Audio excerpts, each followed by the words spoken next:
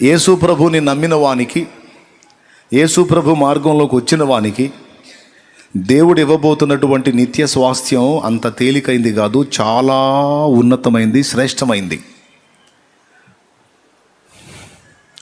ఓ మంచి collector job కొట్టాలనుకో, collector IAS సాధించాలనుకో, ఉద్యోగాన్ని సాధించాలనుకో, ఎన్ని గంటలు చదవాలి? ఒక రోజుకి ఎన్ని గంటలు చదవాలా? 16 నుంచి 18 గంటలు చదవాలంట. ఒట్టిగా చదువుకుంటా పోతే సరిపోయిద్దా? ఎగ్జామ్స్ రాసి పాస్ అవ్వాలా? రైట్. ఒక మారు కలెక్టర్ జాబ్ వచ్చిన తర్వాత ఎన్ని సంవత్సరాలు సర్వీస్ చేస్తాడు చెప్పండి? 60 ఏళ్ళు దాటి 70-80 ఏళ్ళు కూడా చేస్తూనే ఉంటాడా? 60 లేదా 61. తర్వాత కలెక్టర్ గారికి కూడా దండేసి శాలువ కప్పి సన్మాన సభ ఒకటి పెట్టి సర్దుకోండి సార్ అంటారు. దేవునికి స్తోత్రం. చూడండి, ఓ మనిషి జీవితంలో ఒక రోజులో 18 గంటలు అంటే 16 గంటలే వేసుకో. రోజుకి ఎన్ని గంటలు? 24 గంటల సమయం అయితే అందులో 16 గంటలు తీస్తే ఇంకెంత ఉంది? స్నానం చేయటానికి, నిద్రపోవటానికి, భోజనం చేయటానికి పోను, మిగిలిన గంటలన్నీ చదువుతానే ఉండాలట. అంత చదువు కష్టపడి చదివి దాదాపు 30 ఏళ్ళు తిప్పలు పడితే మరో 30 ఏళ్ళు కలెక్టర్ అయి పగ్గాలు చేపట్టి ఏదో రన్నింగ్ చేస్తాడు. కాకపోతే కలెక్టర్ గారు అంటే ఒక పెద్ద జాబ్ అని ఒక హోదా ఉంటుంది. ఎంత పెద్ద జాబ్ అయినా మళ్ళీ వాళ్ళపైన మళ్ళీ ఇంకొకళ్ళు ఉంటారు. మళ్ళీ వాళ్ళ కనుసన్నలో ఇల్లు ప్రయాణం చేయాల్సి ఉంటుంది. వాళ్ళపైన ఇంకొకళ్ళు ఉంటారు, వాళ్ళపైన ఇంకొకళ్ళు ఉంటారు. అంత ఒకళ్ళపైన ఒకళ్ళు ఉంటారు. అంత మాత్రం దానికి జీవితంలో విలువైనటువంటి రోజులన్నీ కూడా చదువుకే కేటాయించటం, చదవటం, ఎగ్జామ్ రాయటం, జయం పొందటం, చదవటం, ఎగ్జామ్ రాయటం, జయం పొందటం. చూడండి, ఒక కలెక్టర్ హోదాని పొందటానికి మహా అయితే ఓ 30 ఏళ్ల సర్వీస్ చేయడానికే కష్టపడి చదవాలి, అంటే నేర్చుకోవాలి. నేర్చుకున్న దాన్ని పరీక్షలో చూపించి జయం పొందాలి. ఎక్కడన్నా ఫెయిల్ అయితే వస్తుందా హోదా? పెద్దగా చెప్పండి, నీరసం వస్తుందా? రాదు కదా.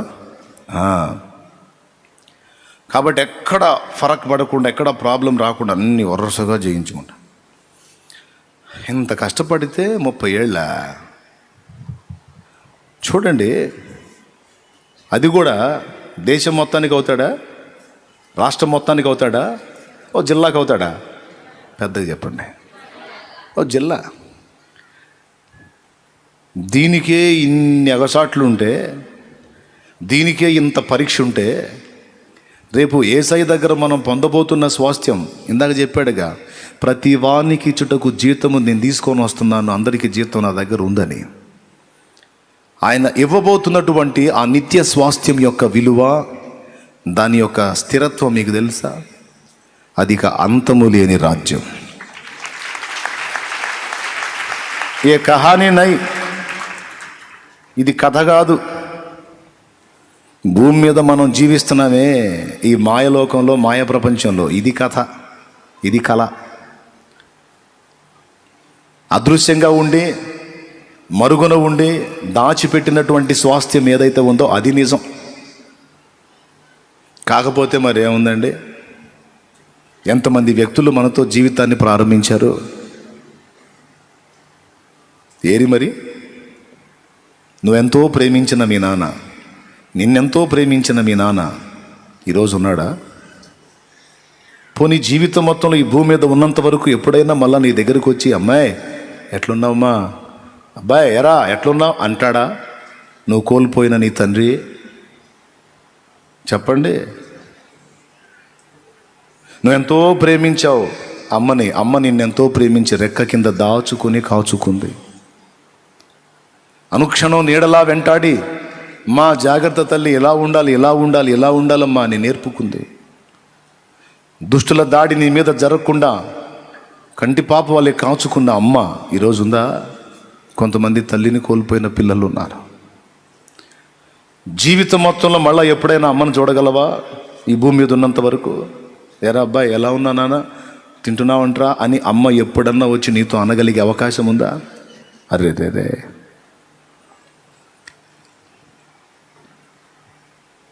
అదే వాళ్ళు సజీవులుగా ఉంటే నీ కళ్ళల్లో నీళ్లు చూస్తే ఆగుతారా? మీ నాన్న నీ కళ్ళల్లో నీళ్లు చూసి ఆగుతాడా?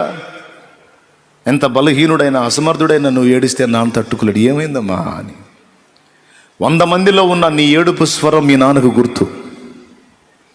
విచిత్రం. స్కూల్లో పిల్లల్ని వదిలిపెడతానికి తల్లి వెళ్ళిద్ది. క్లాసులో 40 మంది పిల్లలు ఉంటారు, చిన్న చిన్న పిల్లలు. వాళ్ళున్న స్కూల్లో వాళ్ళున్న గదిలో నిశ్శబ్దంగా ఉంటుందా, గోలగోలగా ఉంటుందా? వీళ్ళ అబ్బాయిని వదిలిపెట్టడానికి పోయిద్ది, లేదా వీళ్ళ అమ్మాయిని వదిలిపెట్టడానికి పోయిద్ది. నాకు తెలిసి పిల్లలందరూ గొంతులు దాదాపు ఒకే విధంగా ఉంటాయి, పెద్ద వేరియేషన్ ఏం కనపడదు మనకి.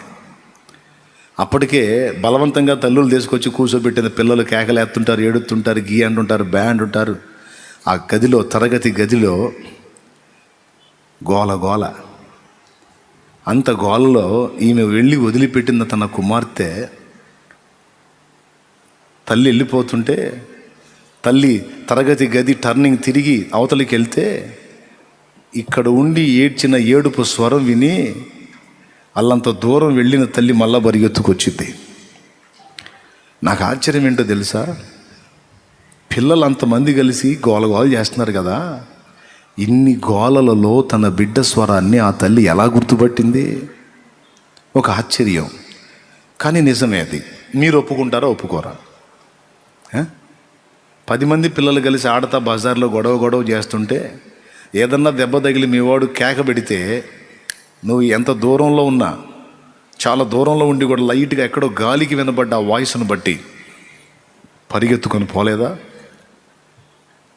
పోయావా, పోలేదా? పోయావు. ఎందుకంటే నువ్వు ఎక్కడున్నా నీ తల్లిదండ్రి నీ స్వరానికి తమ మనసుని ట్యూన్ చేసి ఉంచుతారు. ఏమాత్రం కేక వినబడితే వెంటనే స్పందించి పరిగెత్తుతారు. అమ్మ నాన్నకి దేవుడు అలాంటి ఏర్పాటు చేశాడు. హల్లెలూయా. మరి ఇప్పుడు నువ్వు ఏడ్చినా రాదే, నువ్వు కృంగిపోయినా రాదే.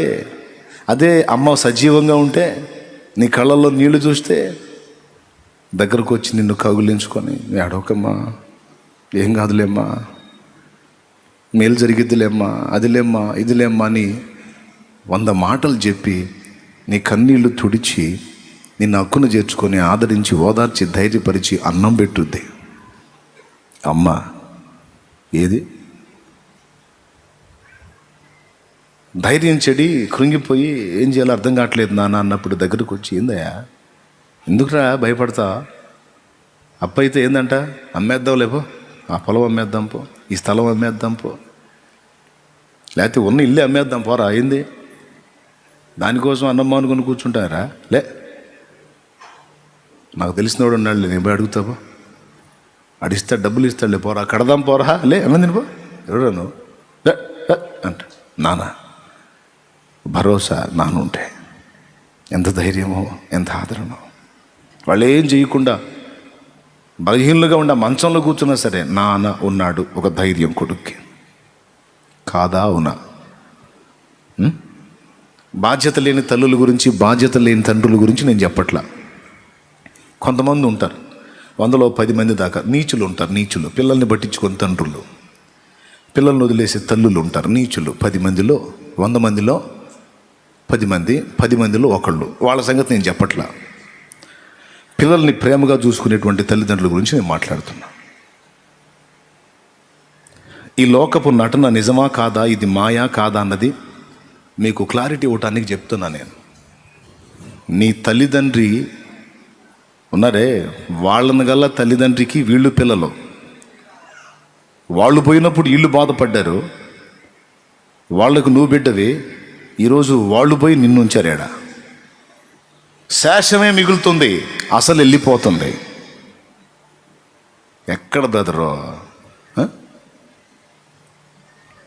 ప్రఖ్యాతిగాంచినటువంటి నటీనటులేరి, ప్రఖ్యాతిగాంచిన రాజకీయవేత్తలేరి, సాహితీవేత్తలేరి, రాజులేరి. ఎవడి బతుకైనా 100 లోపే. ఎవడి బతుకైనా 100 లోపే. నువ్వు మేడగట్టు, మిద్దెగట్టు, చివరికి నీకు పాడేగట్టాల్సిందే. దేవునికి స్తోత్రం. హల్లెలూయా. కదా మరి ఏది కథ? ఇది కథ, ఇది కళ, లేకపోతే రాబోయే జీవితం కళ? చూడండి, ఎక్కువ టైం లేదు ఇక్కడ. ఒక 60, 70, 80, ఇంకా దమ్ము ఉంటే 90. ఆ 90 కూడా వాడు దాన్ని ఈడి తిట్టి, వాడు కొట్టి, చేచా అనుకుంటా, పలకరించే దిక్కు లేక సాగు కోసం ఎదురు చూస్తా కూర్చోవటమే. ఇంకా మించి చేసేదే ఉంది. మరి ఎందుకురా మాకు బతుకుల మీద విరక్తి పుట్టిస్తున్నావు అనుకోవద్దు. వాస్తవం చెబుతున్నా, నిజం మాట్లాడుతున్నా. ఇది కాదు, దేవుడు సిద్ధపరిచిన ప్రపంచం వేరు ఉంది. ఆ ప్రపంచంలోకి నువ్వు చేరిన తర్వాత ఇక దానికి అంతము లేదు. అక్కడ నిత్యము నీవు నివసిస్తావు. ఆ రాజ్యాన్ని, ఆ లోకాన్ని నీకివ్వడానికి అందుకు తగిన అర్హత నీకుందా లేదా నిగ్గు తేల్చేదే ఈ జీవితం. అది సోదరా, దేవుడు నీ కోసం సిద్ధపరిచిన ఆ తేజో రాజ్యములోనికి, ఆ నిత్య జీవంలోనికి, ఆ శ్రేష్టమైనటువంటి లోకములోనికి నువ్వు ప్రవేశించడానికి తగిన అర్హత నీకుందా లేదా? కలెక్టర్ కావడానికి నీ అర్హత నిరూపించడానికి 30 ఏళ్ళు తిప్పలు పడాలి. చూస్తారా, చూడరా? ఆ నిత్య జీవంలోకి చేరడానికి నీకు కూడా ఒక అర్హత నిర్ణయించబడింది. దాన్ని చూసి అక్కడికి వదులుతాడు నిన్ను. అందుకు నీకు అవకాశం ఉంది. ఇక్కడ భూమి మీద సిద్ధపడే అవకాశం ఇక్కడ ఉంది. నీకు ఛాన్స్ ఇచ్చాడు. నిత్యాగ్నికి వెళ్ళాలా, నిత్య జీవానికి వెళ్ళాలో నిగ్గు తేల్చేదే ఈ భూప్రపంచం, ఇక్కడున్న ఈ చిన్న జీవితం.